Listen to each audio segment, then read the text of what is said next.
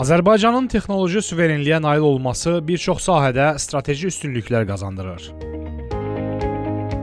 İnnovasiyalar üzrə ekspert Elşən Musayev deyir ki, texnoloji suverenlik bir ölkənin və ya ictimai qurumun xarici texnologiyalardan asılı olmadan öz texnoloji sistemlərini inkişaf etdirməsi, idarə etməsi və qoruması qabiliyyətidir. Məhz bu baxımdan bu sahənin inkişaf etdirilməsi vacibdir.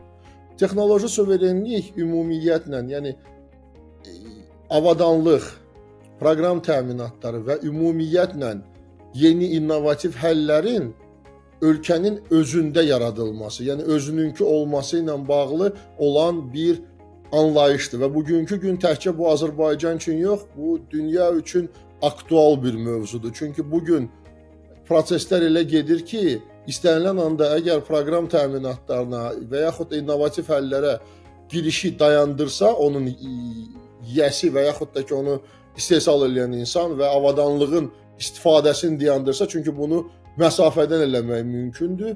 Bu halda ciddi problemlər yaranacaq. Ekspert deyir ki, bu anlayış xüsusilə informasiya texnologiyaları, kiber təhlükəsizlik, məlumatların saxlanması və strateji sənaye sahələrində əhəmiyyətlidir.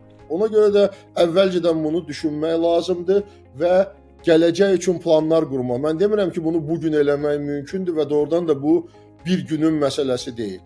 Birinci məsələ, texnoloji suverenliyə nail olmaq üçün ən birinci məsələ insan kapitalıdır, HR və burada xüsusi insan kapitalından söhbət gedir. Bunun üçün ciddi düşünmək lazımdır, planlaşdırmaq lazımdır və sahələr üzrə sahələr üzrə planlamaq lazımdır. Texnoloji suverenliyin əsas məqsədi isə milli təhlükəsizliyi qorumaqdır. Bu baxımdan da Azərbaycanın texnoloji suverenliyə nail olması və bunu inkişaf etdirməsi mühüm əhəmiyyət kəsb edir deyə ekspert vurğulayıb.